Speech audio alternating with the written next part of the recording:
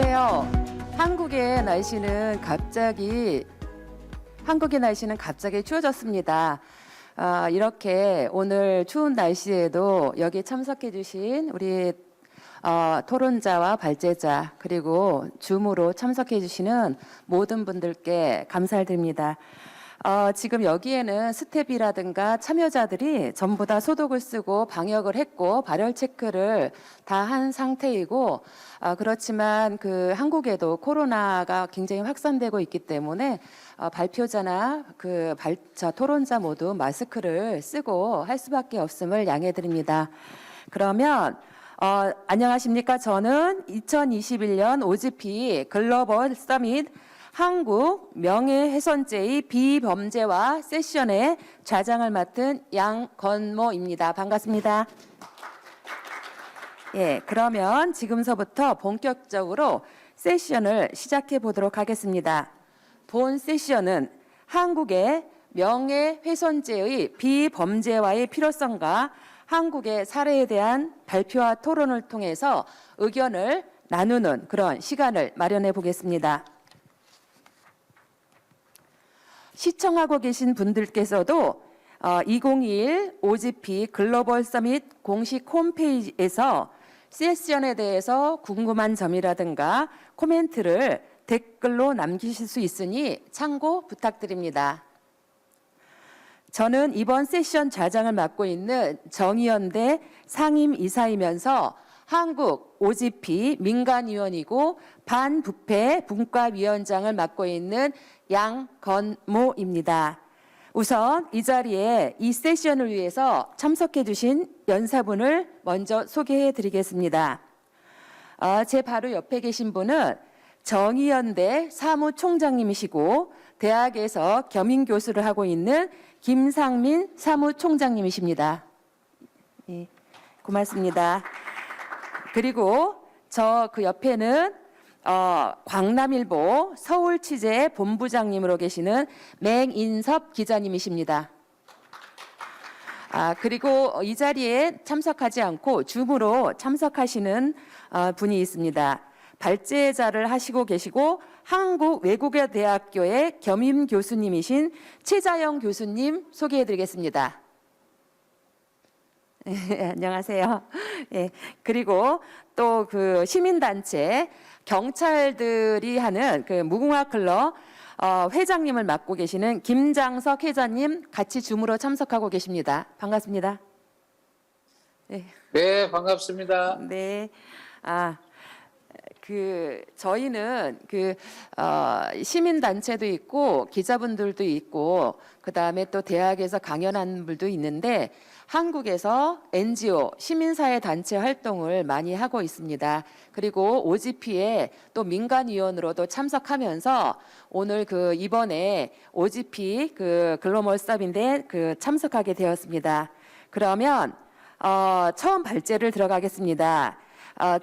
처음에는 제가 먼저 한국에서의 명예훼손죄의 비범죄화는 반부패를 위해서 필요하다라는 주제를 갖고 제가 먼저 발표하도록 하겠습니다.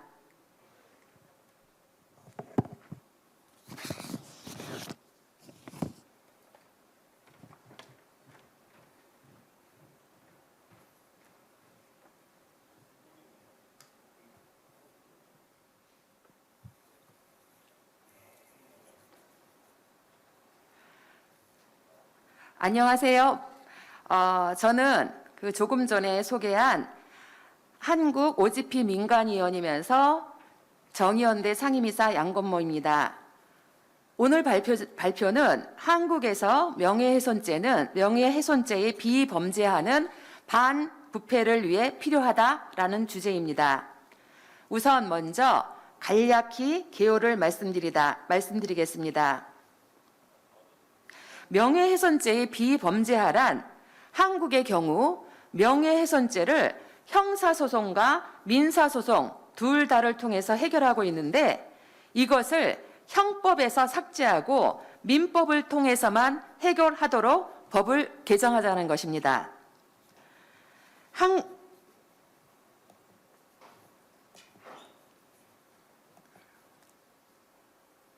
한국의 경우 허위 사실뿐만 아니라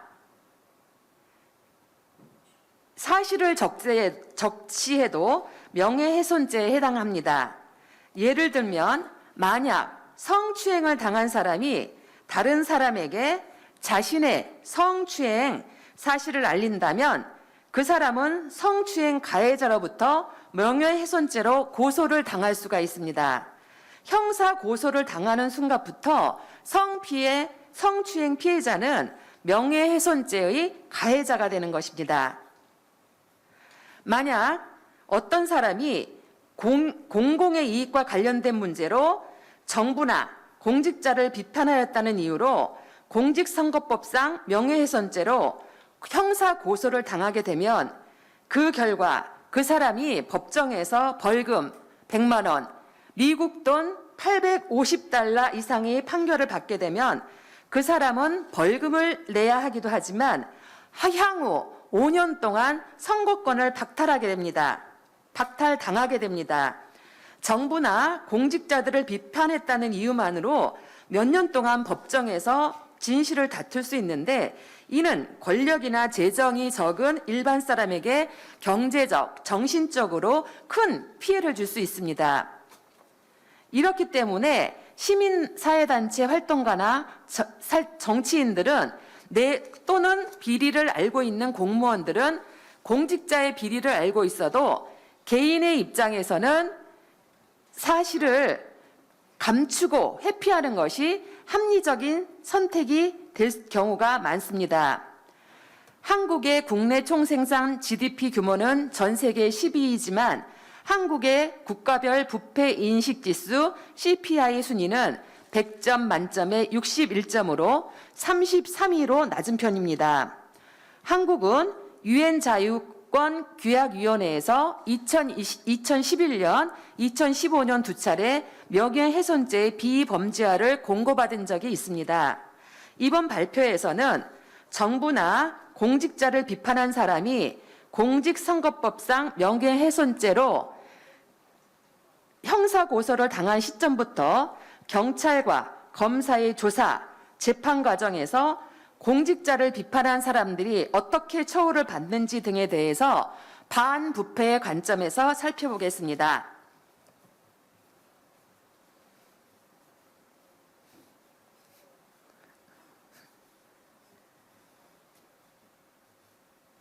제가 그걸 앞에를 좀 예, 그 파워포인트를 좀 늦게 했군요.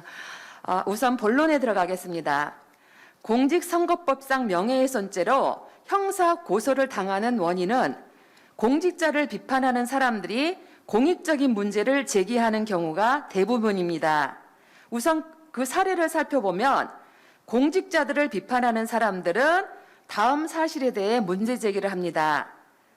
같은 사업을 하는데 공직자가 다른 공공기관에 비해서 비정상적으로 재정을 많이 지출하는 경우, 수십억 원이 되는 사업을 공개 입찰이 아니고 이미 수의 계약을 통해 추진하는 경우, 수백억 원의 비용이 소요되는 건물이 건축한 지 한두 달 만에 비가 새고 바닥이 갈라지는 등 부실 공사로 판명되는 경우, 공직자가 친척을 부당하게 인사 채용하는 경우, 능력이 비슷한 다른 업체들도 있는데 유독 한 특정 업체에만 몇 년씩 사업을 몰아주는 경우, 공직자 비리로 해고당한 사람을 다시 채용하는 경우 등입니다.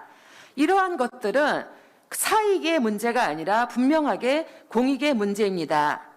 이런 문제는 지역에 있는 구의회 의원들에 의해서 공식적으로 제기되고 언론에서도 공식적으로 보도된 문제들이 대부분입니다. 이러한 공익적인 문제를 지역 주민에게 알렸다는 것으로 공직자를 비판한 사람은 명예훼손죄로 형사고소를 당할 수 있다는 겁니다. 공직자는 비판을 당한 문제에 대해서 해명을 하는 대신에 자신을 비판한 사람들을 명예훼손죄로 형사고소를 하는 것입니다. 비판을 받은 공직자는 자신이 문제가 없음에 대해서 증거를 제시하고 해명을 하면 되는 겁니다. 그런데 한국의 공직자는 해명하는 대신에 형사 고소를 선택하는 공직자들이 있다는 겁니다. 심지어 어떤 공직자는 선거에 출마하지도 않았으면서 자신을 비판한 사람들에 대해서 일반 명예훼손죄가 아니라 공직선거법상 명예훼손죄를 적용하여 형사고소를 하기도 합니다. 왜냐하면 공직선거법상 명예훼손죄를 적용하여 형사고소를 하고 법정에서 벌금 미국 달러 850달러 이상을 판결받으면 공직자를 비판한 사람이 향후 5년 동안 선거권을 박탈당할 수 있기 때문입니다. 그런데 공직자의 업무는 재량권이 크기 때문에 진실과 거짓을 판단하기가 어려운 경우가 많습니다. 예를 들면 공공사업을 할 때 한국의 경우 2천만 원 이상이면 공개 입찰을 통해 사업을 결정해야 하는데 공직자는 2번 공개 입찰을 하고 나서 참여한 업주가 없기 때문에 그 다음에는 공직자가 임의로 사업주를 선정할 수 있게 되어 있습니다. 그러다 보니 어떨 때는 공직자가 그 사업체에다가 공개 입찰을 참여하지 말라라고 하기도 하고 어쨌든 그래서 수십억 원의 사업이 공개 입찰 없이도 특정 업체에 갈 수 있는데도 불구하고 합법적인 절차가 되는 것입니다. 공직자를 비판한 사람이 형사고소를 당하게 되면 기소를 당하기 전에 경찰과 검사의 조사를 받게 됩니다. 경찰과 검찰은 공직자는 한 번도 조사하지 않고 비판한 사람만 몇 번씩 소환해서 조사를 하기도 합니다. 이렇게 공직자를 비판한 사람들이 너무 부당하니까 본인들의 무죄를 주장하고 자신들을 방어하기 위해서 증거를 가지고 공직자들을 무고죄라든가 직권남용죄 등으로 형사 고소를 하며 대응하기도 합니다. 그렇지만 또 이 경우에 그 공직자를 비판한 사람이 고소인이든 피고소인이든 전혀 상관이 없고 공직자가 고소인이든 피고소인이든 공직자는 한 번도 소환 조사를 하지 않는 경우가 많다는 것입니다. 이러한 사실이 한국에서 공직자에 대한 비판을 더욱더 어렵게 만드는 요인이 되고 있습니다. 세 번째, 재판 과정 중에서도 공직자를 비판한 사람들은 법적 대응이 쉽지 않습니다. 한국의 경우 헌법에 법 앞에 평등, 양심의 자유, 표현의 자유 등 기본권이 명시되어 있지만 실제 재판에 들어가면 공직자를 비판한 사람들은 법적 대응이 쉽지 않습니다. 공직자를 비판한 사람들은 재정 문제로 변호사를 선임하지 못하거나 비용이 싼 변호사를 선임하게 될 가능성이 큽니다. 반면에 비판을 받은 공직자는 비싸고 유능한 변호사를 채용할 수 있기 때문에 재정과 권력이 적은 일반 사람보다 재판 과정에서 공직자들이 상당히 유리할 가능성이 큽니다. 이러한 것들이 왜 이러냐면 한국은 자유민주주의가 2차 세계대전 이후에 독립이 되면서 자유민주주의 역사가 짧습니다. 그리고 급속한 경제 성장을 이룩했지만 정치 민주주의는 아직 성숙하지 못한 부분이 있습니다. 그러다 보니 입법, 사법, 행정의 상권 분립이 제대로 정착되어 있지 않고 또 사법부에 계신 분은 정치인이나 공직자와 지역, 학연으로 엮여져 있고 서로 간에 너무 친밀하다 보니 사법부가 독립성을 서로 갖지 못하는 이런 부분들이 이러한 결과들을 나타나는 요인 중에 하나라고 봅니다. 또한 재판 과정에서 공직자들은 공직선거법상 명예훼손을 받았다는 구체적인 내용에 대한 반박 자료나 증거 자료를 거의 제시하지 않습니다. 단지 공직자들은 사람들이 자신들을 선거에 떨어뜨릴 악의적인 의도로 비방을 했다. 이게 모든 주장의 핵심입니다. 그냥 주관적으로 증거가 아니라 저 사람들이 악의적이다, 비방을 했다. 이런 주장을 계속 되풀이하고 있습니다. 근데 문제는 비판을 받은 공직자들은 선거에 떨어지지도 않고 10년, 20년 그 자리에 있고 그 다음에 심지어 선거에 출마하지도 않았는데 공직선거법상 명예훼손죄를 걸어 공직자를 비판하는 사람들을 범죄 취급하는 것입니다. 네 번째 마지막입니다. 공직자를 비판한 사람들은 공직선거법상 명예훼손죄로 이전에도 얘기했지만 벌금을 한국의 돈으로 100만 원, 미국의 그 돈으로 하면 $850 이상을 받으면 그 사람은 향후 5년 동안 선거권을 박탈당하게 됩니다. 이러다 보니 공직선거법상 명예훼손죄는 권력을 지닌 공직자가 새로운 정치인의 진입을 막는 수단으로 악용할 가능성도 존재합니다. 이 앞의 사례에 대해서 좀 정리하고 제 의견을 말씀드리면 다음과 같습니다. 사람들이 정부와 공직자를 감시하고 비판하는 과정에서 일정 정도 공직자의 명예를 훼손하는 사회적 부작용이 있을 수 있습니다. 하지만 학자들이 말했듯이 공직자에 대한 명예훼손은 국가 권력이 개입해야 해서 해결해야 할 문제가 아니라 사회 자체적으로 여과하도록 해야 할 문제입니다. 1964년 미국 연방대법원은 뉴욕 타임스 판결을 통해 공적 쟁점에 관한 토론이 제약을 받지 않고 활발하며 넓게 열려 있어야 하고 여기에는 정부와 공직자에 대한 격렬하고 신랄하며 때로는 불쾌할 정도로 날카로운 공격이 포함될 수 있다라는 취지의 판결을 한 바 있습니다. 한국도 정부나 공직자에 대한 자유로운 비판과 토론 문화가 만들어져야 합니다. 국민이 낸 세금으로 월급을 받고 있고 각종 혜택과 특권을 받는 공직자들은 사람들이 비판한 것이 사실이든 허위이든 일단 몇 번이고 해명할 책임이 있는 것입니다. 미국을 비롯한 대부분의 나라에서는 명예훼손죄는 형사소송 대신에 민사소송으로 해결하도록 되어 있는데 한국의 경우 명예훼손죄를 형법에 계속 존속시키는 것은 법 개정에 책임이 있는 국회의원으로 구성되어 있는 한국의 입법부의 문제이기도 하다고 생각을 합니다. 이상으로 마치겠습니다. 고맙습니다.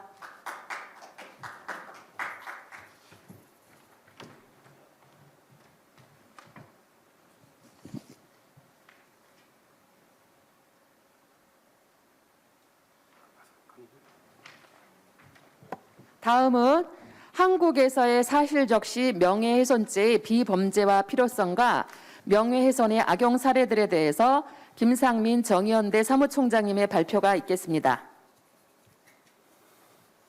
네, 안녕하십니까. 정의연대 사무총장 김상민입니다. 이번 세션에서는 한국에서의 사실적시 명예훼손죄의 비범죄화 필요성과 명예훼손죄의 실제 사용 악용 사례들을 몇 가지 살펴보는 것으로 하겠습니다. 먼저 그 부패의 심화와 명예훼손죄의 관계에 대해서 간략히 말씀드리면 한국 사회는 OECD 최하위권의 부패 공화국으로 오명을 이미 듣고 있습니다. 정치 불신, 언론 신뢰도, 사법 신뢰도에서 OECD 37개국 중 최하위권에 머물고 부패 지수는 계속 악화되고 있습니다.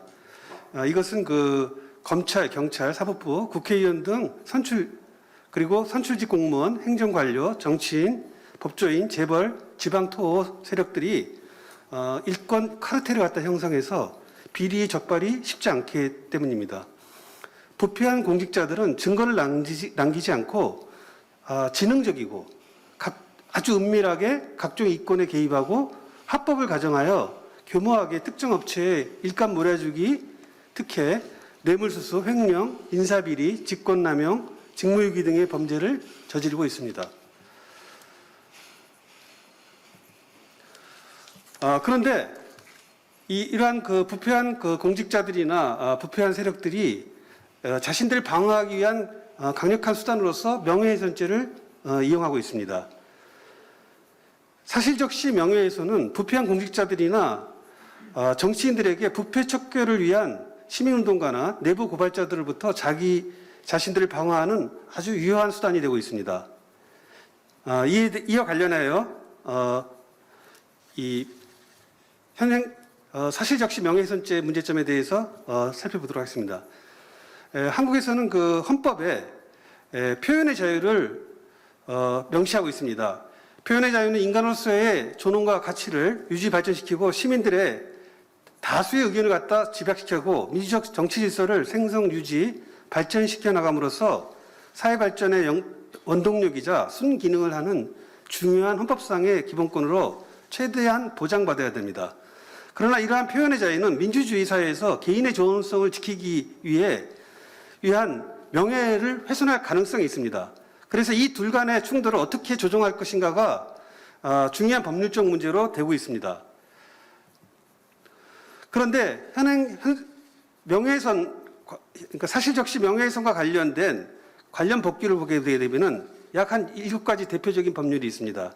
형법의 명예훼손에 관련된 것이 있고, 그러니까 형법 307조, 309조, 310조에 있습니다. 여기서 그 310조에 보게 되면 명예훼손의 면책, 즉 면책 사유로 위법성 조각 사유로 사실적시 또는 이 경우에 대해서 그 명예훼손의 조각 사유를 갖다가 일부 지정하고는 있겠습니다. 그리고 모욕죄라든지 그다음에 정보통신망 이용 촉진에 관한 법률 등 그다음에 이제 공직선거법, 그다음에 공직선거법에서의 허위사실 공표죄와 후보자 비방죄 등이 있는데 이것들은 앞서 있는 그 명예훼손죄의 그 법리와 대동소이하게 되어 있습니다. 그런데 한국에서의 그 명예훼손 추이를 갖다 보게 되면 일단 모든 통계가 다 나와 있지 않고 일단 사이버, 그러니까 아까 정보통신망을 이용한 명예훼손에 관련된 그 통계를 보게 되면 2010년부터 2020년까지 약 한 5배 정도의 급속한 그 명예훼손 사건이 급증하는 것을 우리가 볼 수가 있습니다. 그런데 이 부분에서 보게 되면 대부분 사실적시와 그러니까 허위 사실이냐 사실 적재냐고 하는 부분에서의 많은 이제 그 애매한 점들이 있고 많은 부분들이 있는데 그것들을 이용해서 어떻게 그러면 그 명예훼손죄를 부패한 공직자들이나 부패 구조를 침해시키는 그런 요인으로 작동되는가를 살펴보면 사실적시 명예훼손의 피고소인들은 앞서 좌장께서 말씀하신 것처럼 대부분 사회적 약자들이 피고소를 당하게 됩니다. 그리고 그들은 정부와 권력을 감시하고 비판하는 시민단체나 활동가 또는 사회 부정부패를 고발하는 소형 언론 매체, 그다음에 1인 유튜브 등 이런 소위 말해서 사회적 약자로서의 그가 대부분입니다. 그리고 그 대신 반해서 소를 제기하는 피해자라고 주장하는 피해자들은 주로 사회적 강자로 국회의원, 시장, 권력기관 공무원, 검사 등 법조인, 그다음에 재벌, 대형 언론기관 뭐 이런 사람들이 주로 고발을 갖다가 하게 됩니다. 한국에서의 사실적시로 인해 명예훼손의 형사처벌과 손해배상 소송에서 피소될 위험으로 인해서 시민사회는 극도의 어떤 그 자기검열과 그다음에 표현의 자유가 위축돼서 진실을 외면하기 쉽고 그다음에 이런 어떤 그 부정부패를 밝히기 굉장히 어려운 구조로 되어가고 있습니다. 그래서 앞서 말한 것처럼 한국의 사회 부패 지수가 계속 그 최하위에 머무르고 있는 이유가 되게 되어 있습니다. 그러면 법에서 얘기하는 사실을 적시했는데 그것이 설사 사실을 적시했다 하더라도 우리나라 현행법에서는 사실 적시했다 하더라도 그것은 무관하게 한 개인의 명예를 훼손할 경우는 처벌하도록 되어 있습니다. 단 예의 조항은 있긴 합니다. 예를 들면 형법에서 사실 적시를 했는데 사실 적시해서 명예를 훼손했을 경우는 무조건 다 처벌하는데 딱 한 가지만 예외로 하고 있습니다. 아까 310조에서 얘기한 것처럼 오로지 공공의 이익을 위할 경우에만 처벌하지 않는다. 나머지는 다 처벌하도록 되어 있습니다. 그런데 이제 뭐 공공의 이익이 어떤 건지 그것이 항상 상당히 애매하겠죠. 그다음에 또 사실이 아니냐도 사실은 대부분의 경우 명백하게 분리가 되지 않습니다. 그다음에 정보통신망법에 의해서는 공공성하고 또 관계가 없습니다. 무조건 사실 적시를 하더라도 후보자를 비방하거나 하게 되면 무조건 처벌받게 됩니다. 그런데 비방할 목적이 딱 한 가지가 있는데 비방할 목적이 분명하지 않으면 처벌하지 않는다 이렇게 되어 있습니다. 그리고 또 허위 사실의 경우에는 상당한 이유가 그렇게 주장할 허위라고 믿고서 그렇게 상당한 이유가 있을 경우에만 면책이 되고 나머지는 또 다 불처벌하게 되어 있습니다. 상당히 법들 간에도 서로 그야말로 일관성도 없고 필요성에 의해서 되어 있습니다. 그래서 한국 사회에서 사법제도 이러한 현실에서 이 명예훼손의 비범죄화가 필요하게 되는데, 알다시피 대한민국 사법 시스템은 그 OECD 37개국 중에서 최하위입니다, 지금 현재. 그리고 우리나라 사법 시스템은 세계적으로도 유권무죄, 무권유죄, 유전무죄, 무전유죄로 아주 세계적으로 악평이 나 있습니다. 그래서 사실적시 명예훼손 사건에서 수사와 기소를 독점한 검찰이 부패한 정치인이나 재벌의 편에 서서 정치적 기소를 갖다가 남발하고 있습니다. 또 법관은 코에 그치면 코걸이고 귀에 그치면 귀걸이식으로 모호한 판례에 의거해서 일관성 없는 판결이 다수 이루어지고 있고, 법원의 합리적이고 객관적인 판결을 현행법에서는 기대할 수 없게 되어 있습니다. 따라서 법률적으로 명예훼손의 면책 사유를 법률에 넣기보다는 아예 형법에서 명예훼손죄를 폐기해야 되고, 우선 먼저 급하게 해야 될 것은 명예훼손의 비범죄화가 필요하다고 보는 것입니다. 그래서 이미 국제기구에서도 이미 유엔에서도 인권규약에서 이미 시민의 권리 자유에 대해서 표현의 자유를 갖다가 옹호하고 명예훼손죄에 대한 권고를 계속 지금까지 하고 있습니다. 그 대표적인 것으로서는 유엔 인권규약에 대한 일반 의견 일반 의견 34호에 보게 되면은 명예훼손죄의 표현의 자유를 훼손하는 방법으로 운영돼서는 안 된다. 회원국은 반드시 명예훼손의 비범죄화를 고려해야 되며 어떠한 경우에도 형법에서 배제돼야 된다고 하고, 또한 인신구속을 해서는 안 된다. 이런 의견을 내고 있고, 다수 다른 여러 가지 많은 권고안들이 계속적으로 한국에 대해서 권고하고 있습니다. 그래서 이제 5가지 사례를 실제 그럼 한국에서 그러면 이런 사실적시 명예훼손들 또는 명예훼손이 어떻게 정치인들이나 부패한 사람들에 의해서 부패한 공직자들이나 이런 데서 될 건가? 대표적인 사례, 수없이 많은 사례들이 있습니다만 그 중에 대표적인 거를 먼저 5가지만 살펴보도록 하겠습니다. 첫 번째로는 이 정부와 친여 언론이 명예훼손을 정치적으로 악용하는 사례입니다. 2008년도 한국 MBC 방송의 PD 수첩이라는 프로그램에서 수입 쇠고기의 광우병 우려에 대해서 집중 보도를 한 바가 있습니다. 그래서 이 보도가 나간 후에 이제 전국에서 시위가 일어나고 정권이 이제 상당히 위기에 몰리게 되자 이것을 최초로 보도한 이 MBC PD 수첩에다가 이 보도 내용의 정정을 요구했습니다. 그래서 언론중재위에서 정정을 요구를 했는데 2009년도에 이 MBC PD 수첩 제작진들이 정운천 그러니까 광우병을 갖다가 이 위험성에 대해서 이 정운천 농림수산부 장관의 명예를 훼손했다 그래서 이것을 검찰이 기소하게 됩니다. 그래서 결국은 이제 모두 무죄가 나왔습니다. 그러나 이로 인해서 PD 수첩진들은 상당한 이 고통을 갖다가 수년 동안 받게 되었습니다. 그러니까 2018년 이 사건은 2011년 9월에 대법원에서 무죄로 되어 있습니다. 두 번째로는 세월호 사건, 한국 사회에서 아주 모든 사람들이 다 알고 있는 이 세월호 사건에서 상당한 문제, 명예훼손 사건입니다. 이 사건은 굉장히 많은 언론에서도 보도가 됐던 사건인데, 2014년 4월 18일 세월호 사고와 관련해서 민간 잠수부로 이 자원봉사를 갔다 한 여성이 홍가희 씨라는 분인데, 이분이 MBN이라고 하는 방송사하고 인터뷰를 하면서 경찰이 아무것도 안 하고 그냥 지켜만 보고 있고 이거에 대해서 이 경찰이 직무유기에 대해서 폭로를 하게 됩니다. 그래서 이 사회 여론이 굉장히 들크게 되고 굉장히 문제가 많이 되니까 이 정부는 이러한 보도는 해양경찰청장의 명예를 훼손한 것이기 때문에 이 사람을 허위사실 명예훼손으로 고소를 하게 됩니다.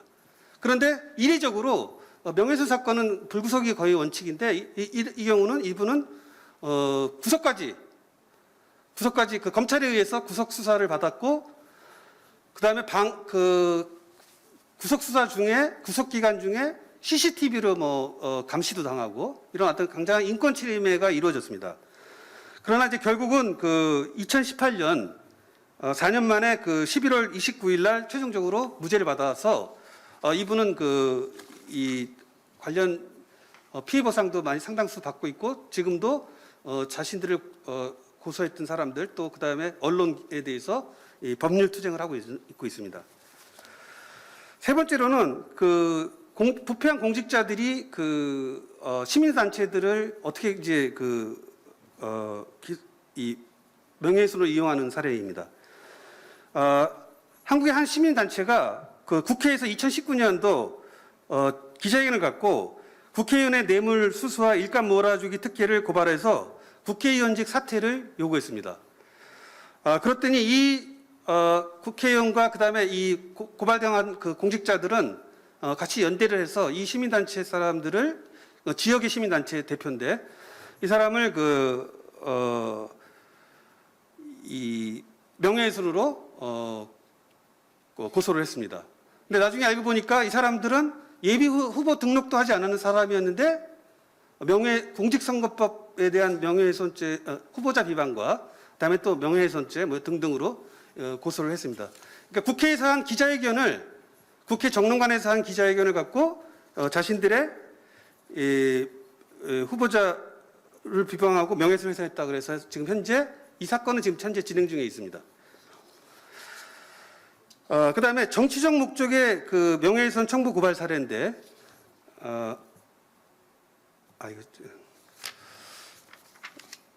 이것은 소위 한국 사회에서 최근 청부 고발이라고 해서 유명한 사건입니다. 검찰청의 한 고위 검사가 검찰총장과 그다음에 그 부인 그리고 지금 윤석열 지금 후보로 나오신 분이죠. 그리고 검찰청장의 측근 한동훈이라고 하는 검사장의 명예를 훼손했다고 하여 제1야당한테 텔레그램으로 고발장을 갖다 보냈습니다. 그리고 그 고발을 하도록 사주했던 사건이 현재 고위공직자 수사처에서 에서 지금 현재 수사 중에 있는 사건입니다. 이와 같이 검찰 권력들은 기소권을 갖다 갖기 때문에 그것이 사실인지 사실이 아닌지 그것이 아직 판명나지 않은 사건에 대해서 무조건 기소할 수 있는 강력한 권한이 있기 때문에 이러한 고발을 통해서 여타 사람들의 입을 막는 그런 어떤 강력한 명예훼손죄가 수단이 되고 있습니다. 그 다음에 마지막으로 재벌 기업을 범죄 부패 혐의 의혹을 제기한 사람에 대한 언론과 변호사를 명예훼손으로 고발한 사례입니다. 최근에 한국에서는 대장동 비리라고 해서 대형 비밀 개발 비리 사건이 현일 보도되고 있는데 이 사건에 기업 재계서열 2위인 SK그룹에 대한 회장이 여기에 뇌물과 그다음에 여러 가지 비리에 관련돼 있다라고 의혹을 제기했습니다. 그러자 재벌 총수는 자기 산하 기업에게 시켜서 고발을 하게 됩니다. 그래서 이 사람들이 이제 유튜브 매체와 그다음에 변호사가 정보통신 보호에 관한 법률 위반 등으로 이제 고발당해 현재 법정 투쟁 중인데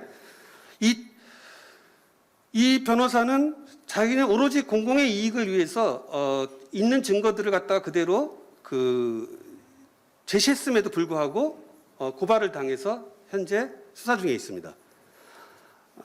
이처럼 이렇게 하는 이유는 이 사람들이 본보기로 고발을 함으로써 다른 사람들이 더 이상 이 문제에 대해서 만약에 거론하게 되면 당신도 고발을 당할 수 있다라는 어떤 메시지를 주기 때문에 자신들이 보호하는 강력한 수단이 되겠습니다. 그래서 이러한 사례들을 봤을 때 크게 그 명예훼손의 악용 사례의 공통점을 보게 되면은 검찰의 수사와 기소 독점으로 검찰과 관련된 부정부패라든지 이런 부분들은 기소되지 않고 그 반대의 경우는 기소를 당하게 됩니다. 그다음에 권력자들은 명예훼손을 비판자들을 갖다가 입을 막는 강력한 수단이 되고 있습니다. 세 번째로는 명예훼손 사건에서 사실적시와 허위사실의 판단이 모호하기 때문에 결국은 검찰의 주관적 판단으로 기소되는 경우가 많습니다. 그리고 반부패 범죄를 고발하는 시민운동가나 고발자는 허위사실이 아니더라도 증명할 수 없으면 역으로 무고죄로 기소당하는 것을 감수해야 됩니다. 그다음에 다섯 번째, 한국에서는 부정부패로 벌어들인 막대한 수익으로 이러한 명예훼손 고소자들은 만약에 범죄가 저지른다 하더라도 하더라도 검사를 사면은 검찰의 기소 단계에서 기소를 면할 수가 있고, 만약에 재판에 넘겨졌다 하더라도 다시 전관 고위법관을 선임하게 되면 강력한 처벌이나 경미한 처벌이나 무죄가 될 가능성이 상당히 높습니다.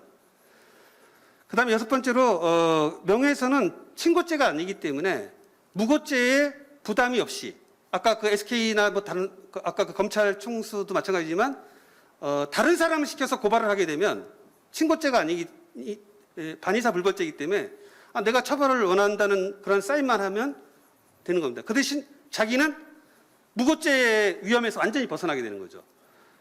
이와 같이 이 명예훼손의 악용 사례의 이 대표적인 공통점들이 이러한 것들이 있습니다. 그래서 결론적으로 말씀드리면 한국에서의 명예훼손은 법률에서 허위사실 또는 한국에서는 허위사실은 물론이지만 공연한 진실 또는 사실을 적시하더라도 명예훼손으로 처벌하고 소위 개인의 명예가 아닌 허명을까지도 보호하고 있습니다. 개인에 대한 진정한 사회적 평가에 범죄있지 않은 허명의 보호는 형벌로서 가치가 있는 이익이라고 할 수 없으므로 형법의 보충성의 원칙 및 최후 수단성에 비추어 볼 때 타당하지 않습니다. 또한 명예훼손을 형벌로 처벌하는 것은 허명까지 처벌한다는 점에서 과잉금지 원칙과 비례성의 원칙에도 충족하지 못하고 있습니다. 명예훼손죄에 의해 사실을 적시한 정부에 대한 비판이 잠재적으로 형법상의 형벌이라는 가장 강력한 제재 수단이 암시되기 때문에 민주주의의 해악이 되고 있습니다. 특히 한국에서는 기소와 수사를 독점한 검찰 권력에 의해서 명예훼손은 고소를 통해 비판자들의 입을 막는 강력한 수단이 되고 있습니다. 오늘날 세계적으로 명예훼손의 비범죄화가 전 세계적으로 거의 대세가 되고 있습니다. 따라서 한국에서의 명예훼손죄는 폐지되어야 된다라고 결론을 내리겠습니다. 이상 발표 마치겠습니다. 네, 수고하셨습니다. 다음 발표는 사실적시 명예훼손 관련 한국 현행 형법의 비객관적 잣대에 대해서 최자영 교수님께서 발표를 하시는데요. 최자영 교수님은 줌으로 발표하시는 걸로 하겠습니다. 최자영 교수님 발표 부탁드립니다. 네, 발표하십시오. 네. Today my topic is 안녕하세요. 저는 오늘 사실적시 명예훼손 관련 한국 현행 형법의 비객관적 잣대에 대해서 발표를 하겠습니다. 특별히 악의적 비방과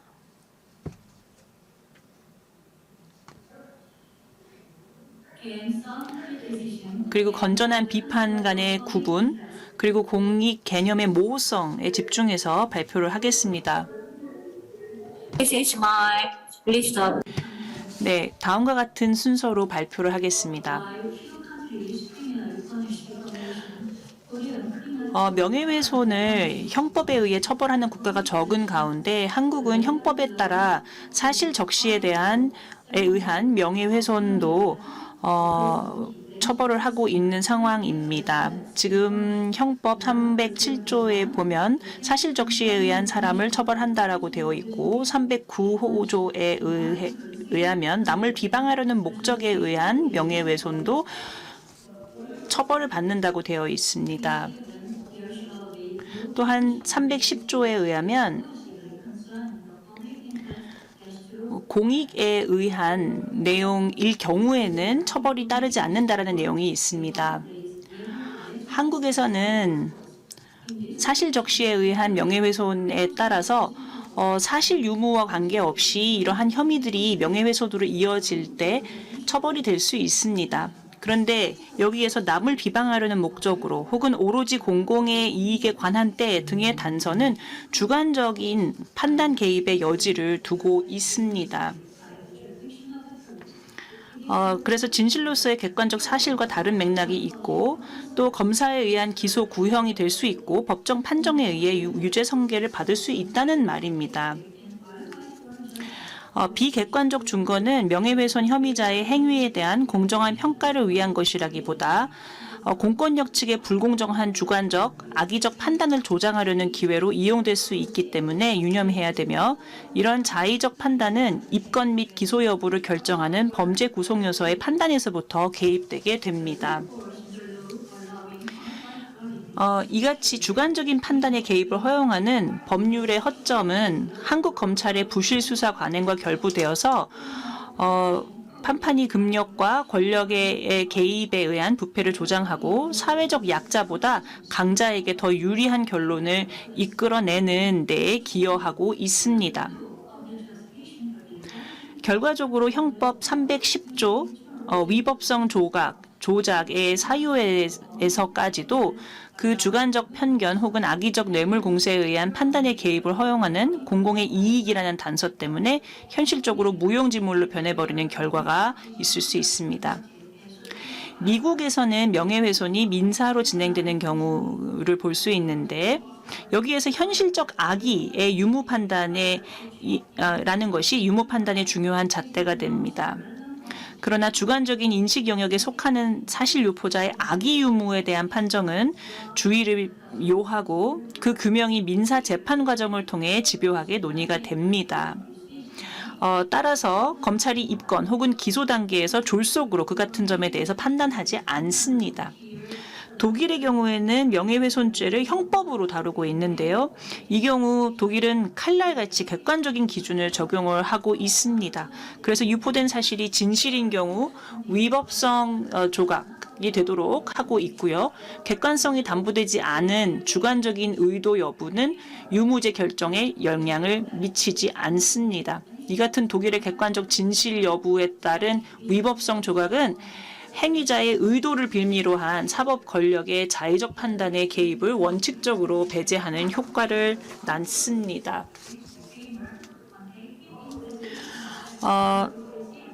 그렇기 때문에 적시된 사실이 악의적인 비방인지 건전한 비판인지를 가리기 위해 무엇보다 사실관계 파악이 선행되어야 하는데요. 한국 검찰은 사실 또 확인되지 않은 상태에서 과도 구성 요건으로서의 목적성을 미리 규정을 하고 이 같은 주객전도의 절차는 검사의 주관적인 자의성을 조작을 하며 의도적 악의에 의해 확실한 사실의 증거 없이 기소부터 먼저 하도록 하기도 합니다. 이와 달리 여러모로 보나 증거가 객관적으로 확실하지만 사건 자체가 비리의 공권력이 은폐하려는 경우에는 아예 사회의 이목을 끌지 못하도록 비리 공기관과 수사검사가 협조하여 원천적으로 무시해버리므로 이런 경우에는 결과적으로 명예훼손 관련 문제도 발생하게 됩니다. 공직자 비리 혐의 관련해서는 검찰이 기사를 올린 1차 제보자, 기자가 아니라 같은 글을 2차로 퍼날른 인터넷 매체를 기소한 사건이 있습니다. 그래서 기사를 쓴 기자는 두고 이 사건의 그 기사를 허위 사실인지 여부와 상관없이 악의적 비방을 구성 요건으로 삼는 경우를 볼 수가 있는데요. 만일 허위 사실이 원인이었다면 1차로 기사화한 기자를 먼저 아니면 적어도 같이 고소했어야 합니다.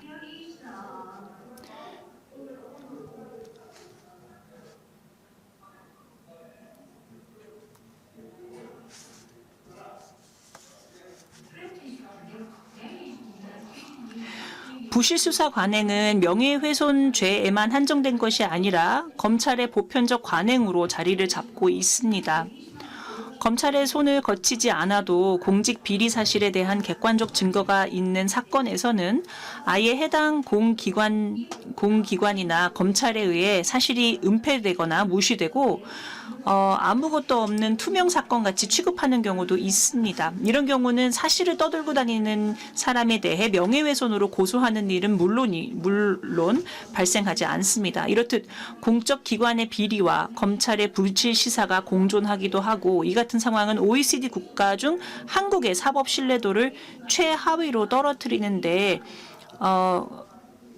기여를 하고 있습니다. 유엔 위원 인권위의 프랑크 라리 특별보고관의 보고서에 의하면 다음과 같은 권고가 있었습니다. 명예훼손이 될 만한 언사는 반드시 허위여야 되고, 다른 사람의 명예를 해치고 다른 개인을 해치려는 고의적 악의가 있어야지 된다라고 하는 한편, 명예훼손에 대한 구제는 사과 혹은 교정으로 이루어져야 하고 절대로 형사 제재, 특히 징역을 적용해서는 안 된다고 하고 있습니다. 더 나아가서 한국 정부는 형법 전에서 명예훼손죄를 제거하도록 권고한다라고 하고 있고, 나아가 공인 명예훼손 고소를 삼가야 한다고 합니다. 공인은 사인보다 더 많은 비판 앞에 인내를 해야 되고, 공익 관련 사안의 사실 공포에서 진실을 요구하는 것은 지나친 것이라고 합니다.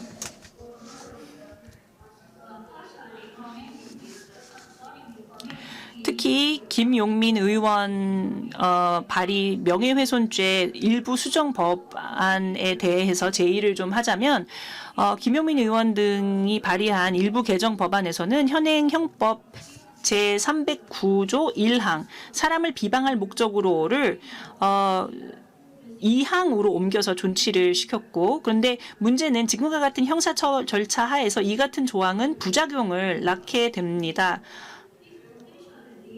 검찰의 입건, 기소 단계에서는 물론 법원의 판결에 이르기까지 사법 권력의 자의적이고 주관적인 판단의 가능성을 열어두므로써 불합리한 사법 권력의 횡포로 연결할 소지를 갖기 때문입니다.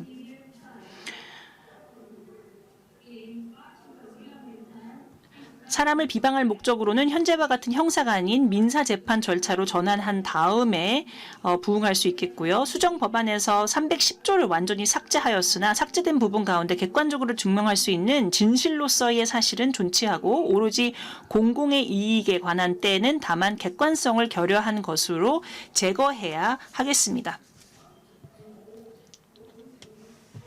Referring to defamation, what 명예훼손 문제뿐만 아니라 다른 법과 관련된 준거, 그리고 다양한 문제들에서도 자의적인 판단이 적용이 있을 수 있다는 것을 알아야 합니다. according to the Constitution and the law. 그래서 여기에서 충돌이 있는 것을 알 수가 있습니다. 양심에 따른 문제도 여기에서 적용이 될 수 있습니다. 그런가 하면 후자는 자의적인 판단을 높일 수 있습니다. 그런가 하면 독일에서는 20조 3항에 의해서 이와 같은 범죄가 이 사실을 직접적으로 다루고 있습니다.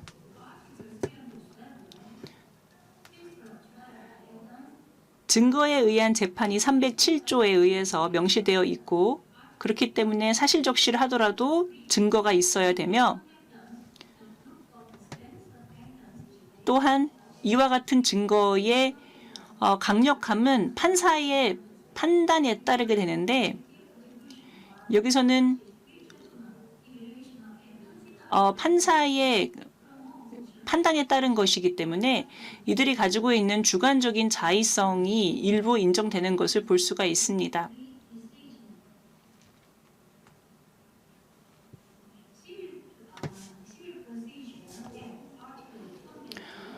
또한 민사절차법 208조에 뿐만 아니라 민사절차법 224조 등을 언급을 하고 싶은데요. 여기에서도 보면 이와 같은 자의적인 판단 문제가 다뤄지지 않고 있습니다. 결론을 드리겠습니다. 이렇게 서로 상충하는 증거와 객관성의 문제, 주관성의 문제 등이 공존하고 있는 이런 상황에서 객관적인 증거가 아닌 주관적인 판단에 따른 결론이 날 수 있는 것입니다. 그래서 양심에 따른 판단이라든지 또 증거에 대한 자유로운 평가 원칙 등등이 만들어진 것이기도 합니다. 더욱이 이와 같은 정보는 대중에게 널리 공개가 되어야 되는 부분이기도 하고 또 이러한 문제가 또 판사들의 자의적인 판단으로 의해서 왜곡될 수 있다는 것도 알아야 됩니다. 지금 법이 가지고 있는 이와 같은 약점 때문에 주관적인 판단이 개입될 수 있다는 점에다가 검찰의 부실 수사 등으로 인해서 현재의 문제들이 생기게 되었고요. 이 때문에 한국 사법성이 가지고 있는 신뢰도가 추락할 수 있었고 그 때문에 OECD 국가들 중에 하위를 기록하고 있는 것입니다. 경청해 주셔서 감사합니다. 감사합니다. 발표를 하시는데 그렇게 많은 방해를 꿋꿋하게 이겨내시고 열심히 아주 참 발표를 해주셔서 감사합니다. 하여튼 보면은 우리나라에는 뭐 비방을 한다, 악의적인 의도를 갖는다라고 했을 때 그게 주관적일 가능성이 굉장히 크고 권력이 적은 자 또는 뭐 공직자를 비판하는 사람들에게 오히려 피해가 많이 올 수 있다. 그렇다라고 하면 미국의 대부분의 주에 사는 차라리 민사소송을 하거나 정 그렇다라고 하면 또 독일같이 거기는 완전히 어떤 개인의 뭐 비방이나 악의 이런 문제가 아니라 철저하게 증거 중심으로 한다든가 이런 부분이 아니라 애매하게 우리나라가 돼 있기 때문에 많은 문제점이 있는 것 같습니다.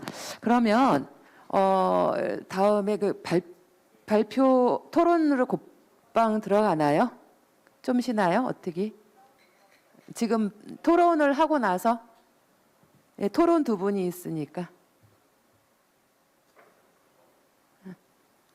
그럼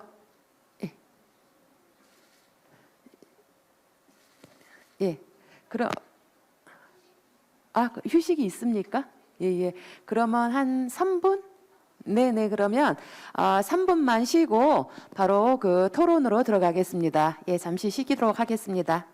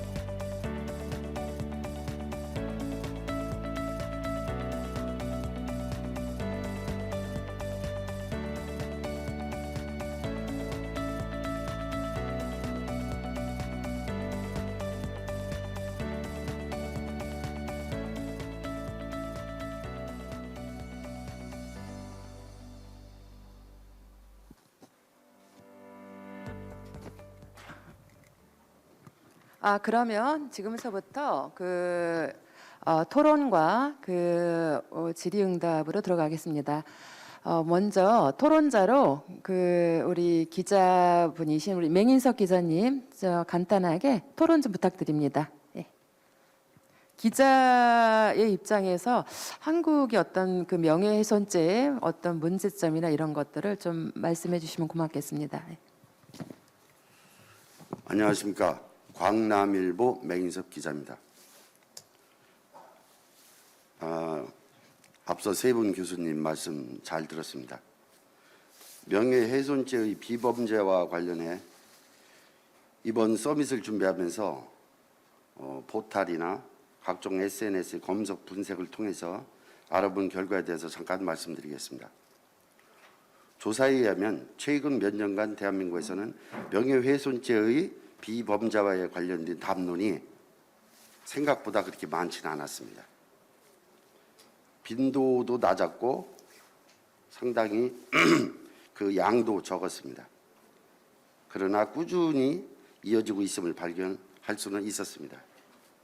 학계나 언론계를 비롯한 각종 시민단체들, 즉 비제도권에서의 담론들은 그래도 꾸준히 이어지는 반면 정작 가장 해당 중요한 당사자인 제도권 하에서는 그렇게 많은 담론들이 보이지 않았습니다. 다행인 것은 그나마 현재 21대 국회에서 3건의 관련 법안이 계류 중에 있다는 것을 알 수 있었습니다. 그러나 문제는 이러한 몇 개 안 되는 법안들마저도 신속하게 국회 본회의를 통과하지 못하고 계류 중에 있다는 사실입니다. 특히 현 집권 여당인 더불어민주당, 그동안 이 법안에 대해서 상당히 진보적인 성향을 띠고 있었으나 집권 후 최근 또 온라인 언론들의 발달과 더불어 태도에 돌변된 모습을 보이는 것도 많이 눈에 띄었습니다.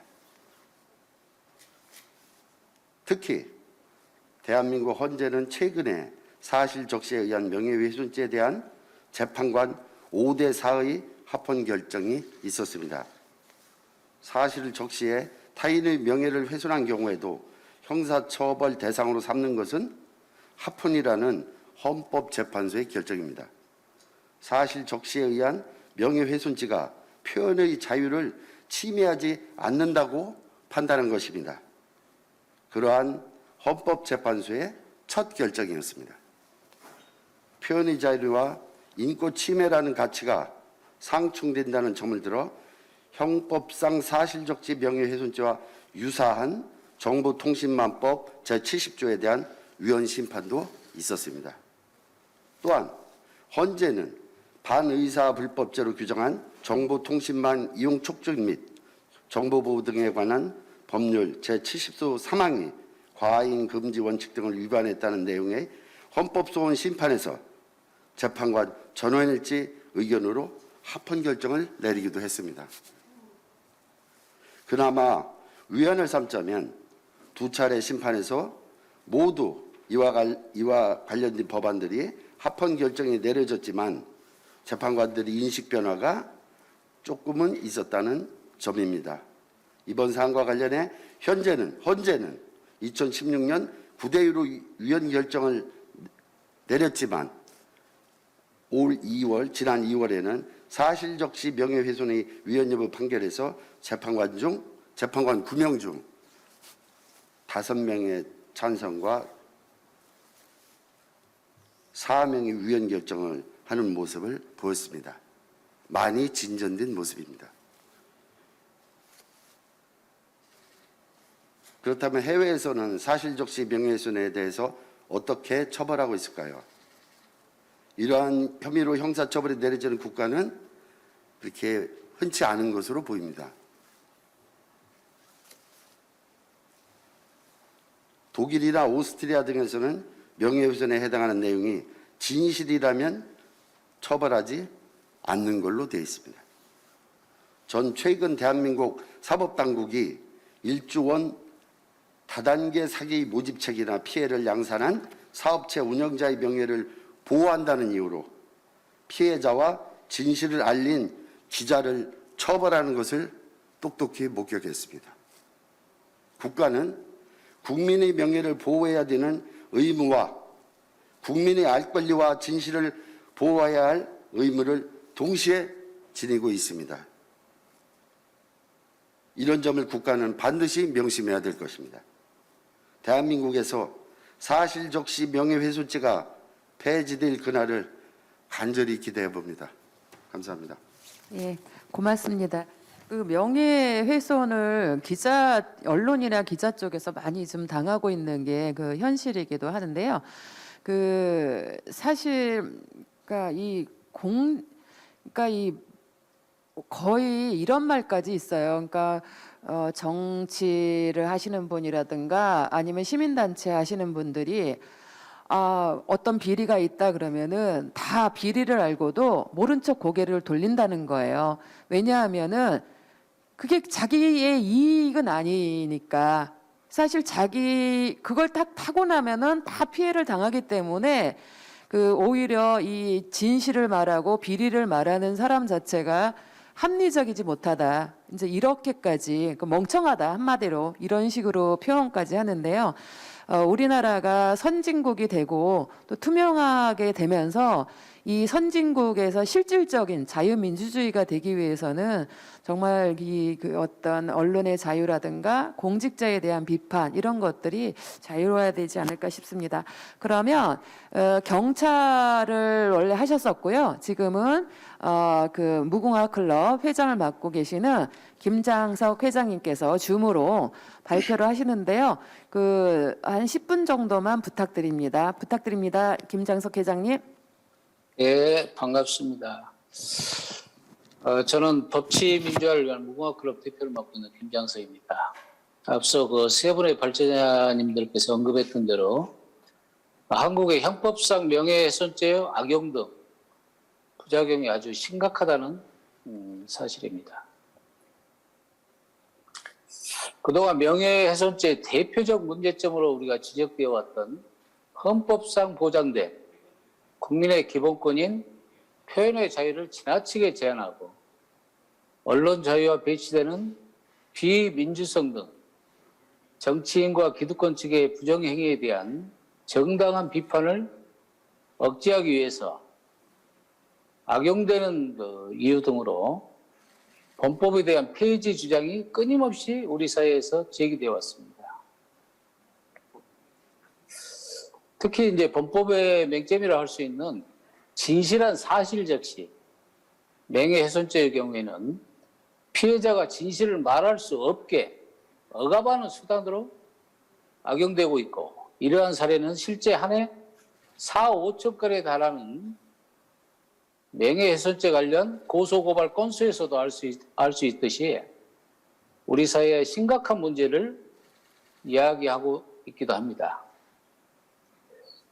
이는 일체의 비판의 자유를 봉쇄하는 결과가 되어서 헌법상 보장되는 언론의 자유와 표현의 자유를 침해할 뿐만 아니라 주권자인 국민들에게 말 한 번 잘못하면 다 걸려든다는 위압감을 조성하게 되고 또 스스로 자기 검열을 통해서 민주시민으로서 가지는 합리적 사고마저 통제하게 함으로써 궁극적으로는 주권재민의 헌법 정신에 기초하는 민주주의의 근간을 흔드는 문제의 심각성을 내재하고 있다고 할 수 있겠습니다.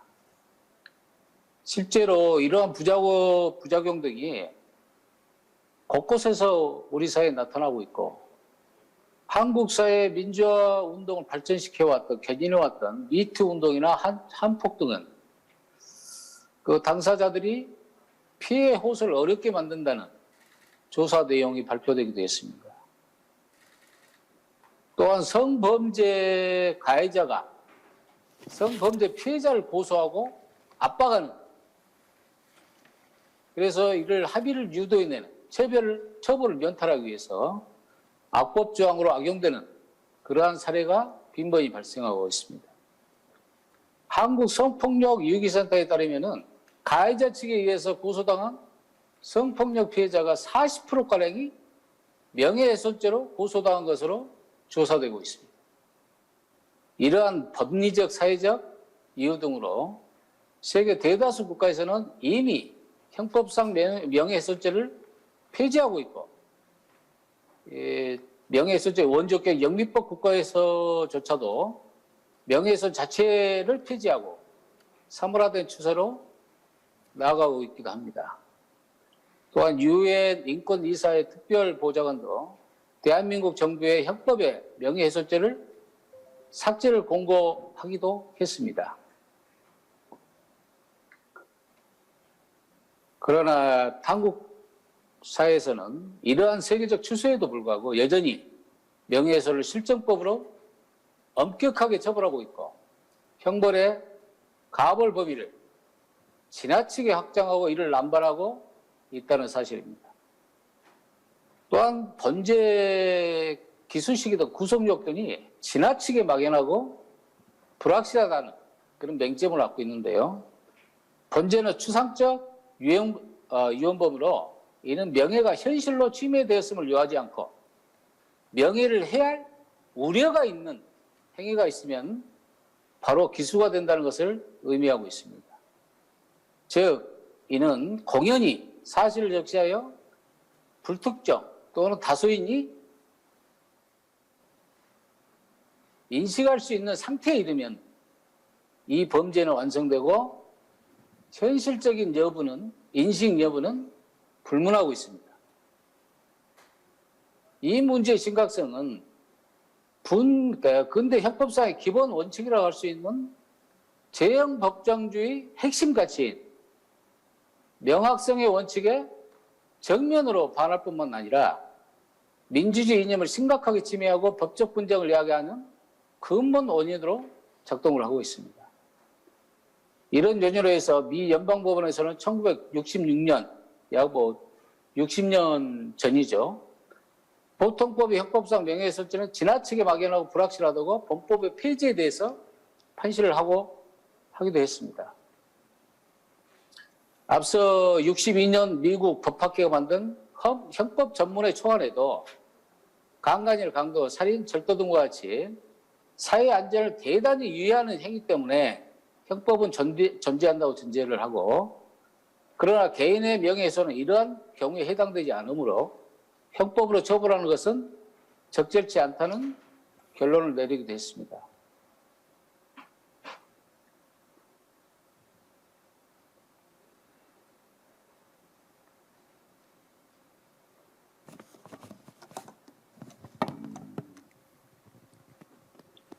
다 하셨나요? 잠깐만요. 이게 좀 넘어가지고.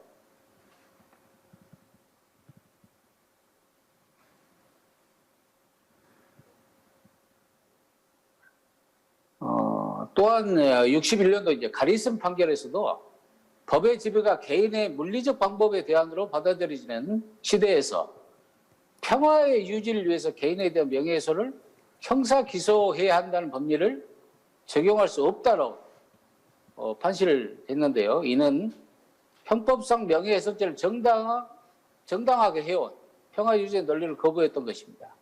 다시 말하면 본법 폐지를 판시했던 것입니다. 이렇듯 명예훼손 범죄화에 대해서 각국의 폐지 논의가 이미 수십 년 전부터 진행되어 왔습니다.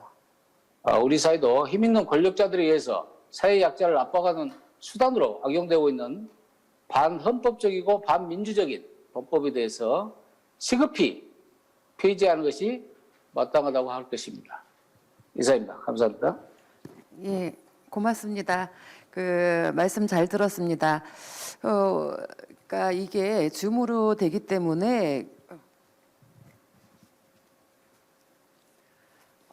혹시 그 이 사안에 대해서 궁금하거나 아니면 질의가 있으시면 우리 OGP 그 사무국에 그 질의를 해주시거나 이렇게 하면 저희가 OGP 사무국을 통해서 답변을 드리도록 하겠습니다. 오늘 이제 일단 마무리 시간이 있는데요. 우리 간단하게 1분씩, 그러니까 뭐 혹시 다른 분들 말씀 들으시면서 길게 말씀하시면 안 되고요. 그러니까 1분씩 하고 마무리 발언하고 제가 그 마무리 발언하면서 마치는 걸로 하겠습니다. 김상민 총장님 말씀해 주세요.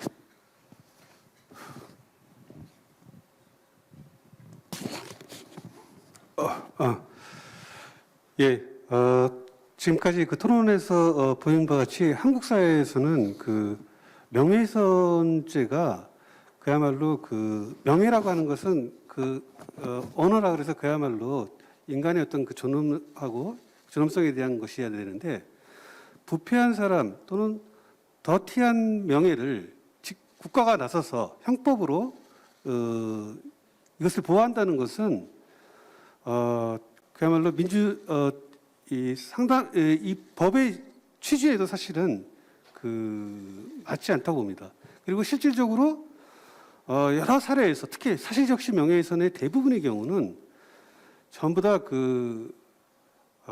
부패하거나 한 공직자라든지 또는 재벌이라든지 또는 검찰이라든지 경찰이라든지 뭐 이러한 어떤 권력을 갖거나 힘이 있는 사람들의 이 소를 제기하는 자신들의 부패를 덮기 위한 강력한 수단으로서 명예훼손죄를 지금까지 이용을 하고 있습니다. 따라서 명예훼손죄의 폐지가 반드시 돼야 되고 특히 사실적시 명예훼손은 즉각 폐지돼야 된다 이렇게 생각하고 있습니다. 네, 고맙습니다. 우리 여기 참석하신 맹 기자님 한 말씀 간단히 뭐 해주시죠. IDS 홀딩스 문제 한번 하든. 저는 1조 원대 다단계 금융 사기 집단 IDS 홀딩스의 문제를 이 자리에서 발표하는 것으로 대신하겠습니다.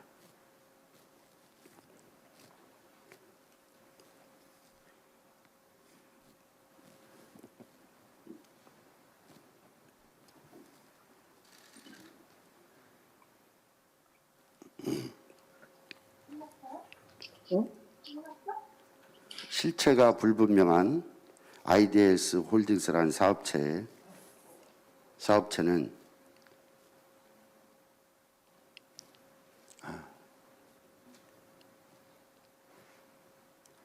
피해자는 물론 언론 기자들에게까지 엄청난 피해를 안겨주었습니다. 그런데도 검찰에서는 이 사건을 벌금형으로 약식 기소했습니다.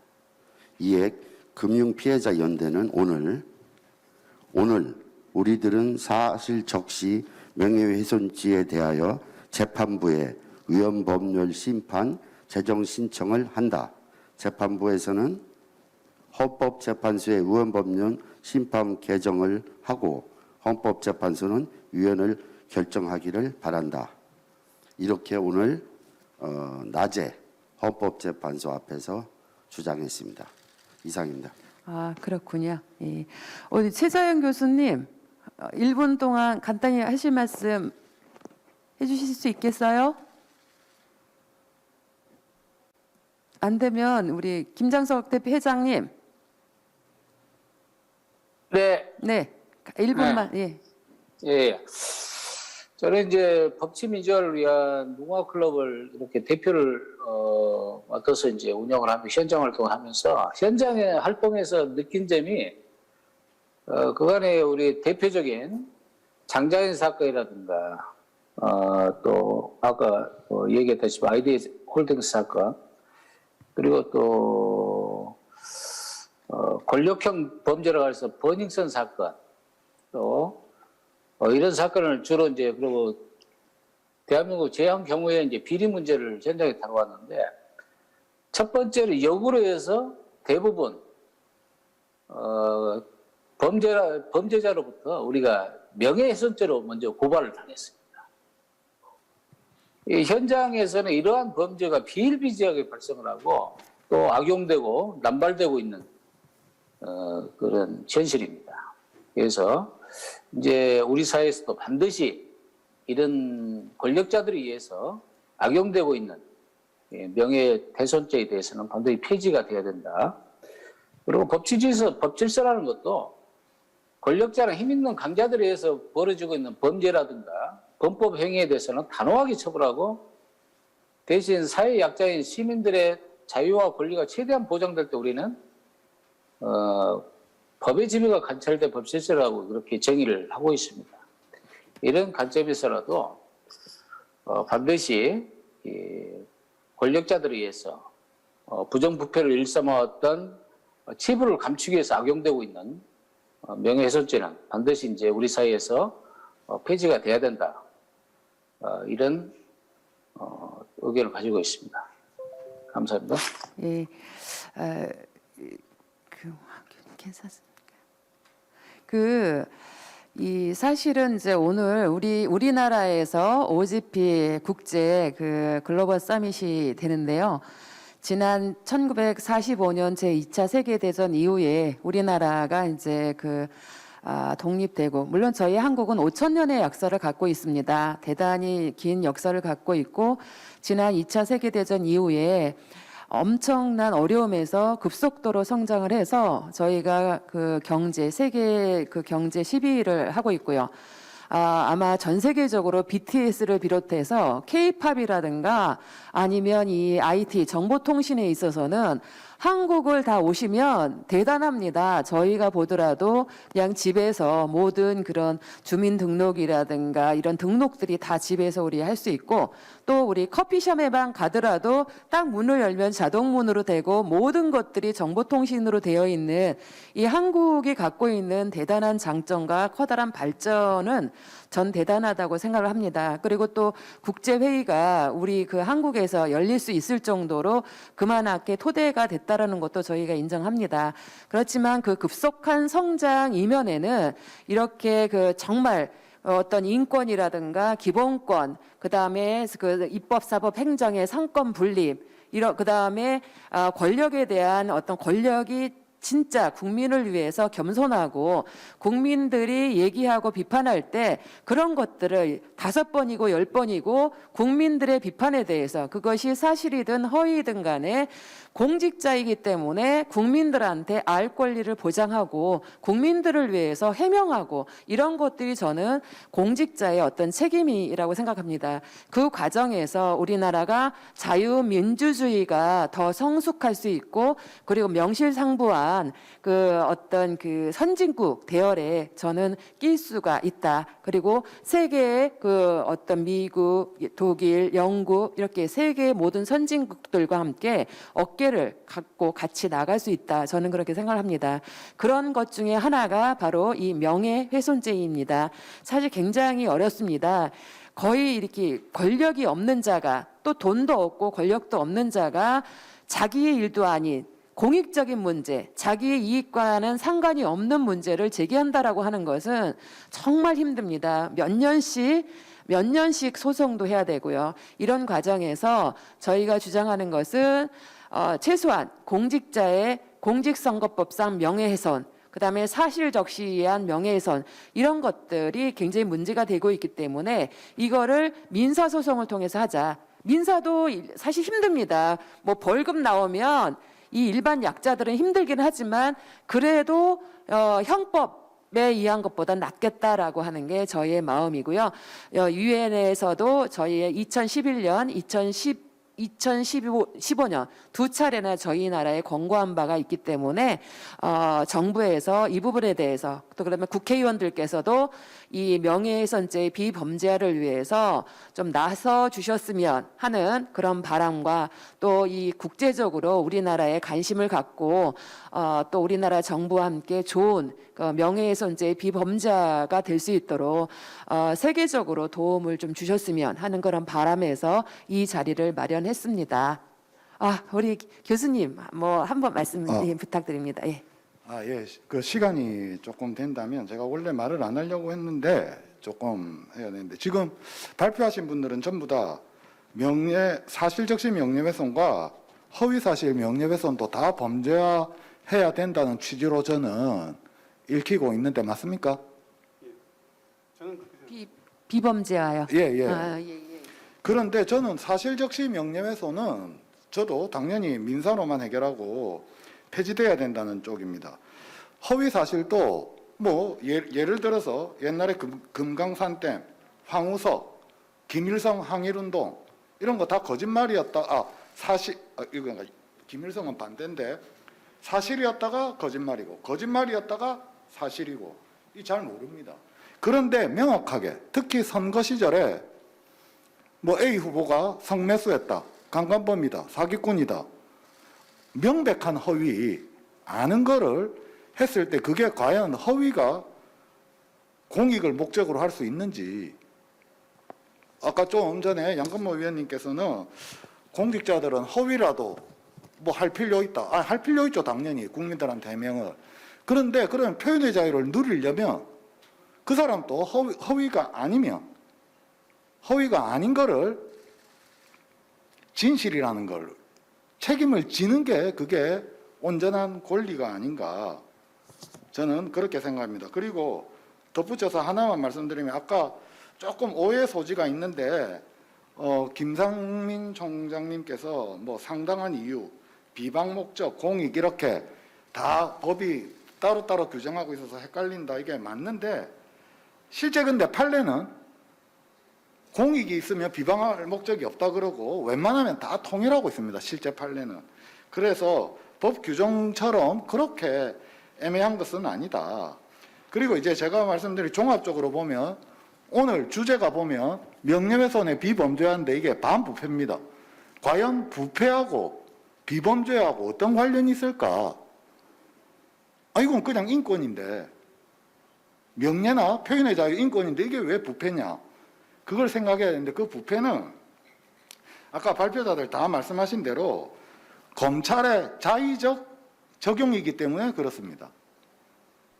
그런데 과연 검찰이 그렇게 자의적으로 하는가? 옛날에 말고. 보면 지금 아까 예를 든 게 보면 다 이전 정부 시절입니다. 이전 정부 시절.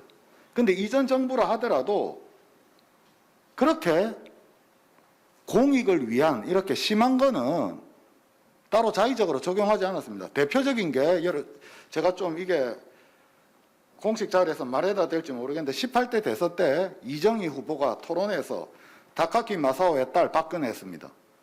사실이잖아요. 근데 비방의 목적도 있어요. 근데 선거 목적이 공익을 위해서 그쵸 고소도 안 했지 않습니까? 물론 다르게 뭐 통합진보당이 해산되고 뭐 이런 거는 있었지만 그 명예훼손 자체로만 보면 사실이고 공적인 사안이면 그렇게 안 합니다. 물론 그 홍가희처럼 억울하게 당한 경우가 많기는 많죠. 많은데 그게 마치 막 지금까지 전부 이게 뭐 정부 전체의 뭐 정권을 막론하고 이게 잘못이냐? 그거는 좀 지양되지 않을까. 그래서 제가 그거 하면 허위 사실은 그죠? 좀 남겨놨으면 하는 게 그냥 제 생각입니다. 네, 감사합니다. 이렇게 여러 가지 아마 의견이 있을 것 같습니다. 네, 전체적으로 미국처럼 명예훼손은 뭐 민사소송으로만 하자, 아니면 독일처럼 이렇게 완전히 사실적시 이제 증거 중심으로 하자 이렇게 할 수도 있고요. 또 저는 최소한도로 이제 사실적시와 공직선거법상 명예훼손 부분들은 조금 민사로 좀 돌렸으면 어떻게 하면 이런 어떤 여러 가지가 의견이 있는데 좀 전에 말했던 사례는 이제 하여튼 최근에 일어났었던 최근에 몇 년 사이에 그러니까 아주 이전 건 아니고요. 저희가 사례를 하면서 최근 3, 4년 그리고 최근까지 일어났던 사례를 중심으로 했다는 것만 말씀드리고요. 앞으로 우리 저 말씀도 있었지만 이전에는 이 위헌 부분이 9명 중에서 7대 2로 엄청 문제가 됐었는데 최근에서는 5대 4로 이게 그 조금 더 오히려 대법원 쪽에서도 변화됐다라고 아까 있었는데 이렇게 사회적 공론화가 되면서 저는 주장을 하지만 또 어떤 것이 옳은지는 잘 모릅니다. 우리 사회에서 이런 것들이 공론화가 되고 문제가 있으면 시정해 나가고 그런 것들이 바로 오늘 이 세션을 통해서 하나의 출발점이 됐으면 하는 그런 바람입니다. 그러면 시간이 됐기 때문에 이 명예훼손의 비범죄와 세션을 모두 마치기로 하겠습니다. 고맙습니다.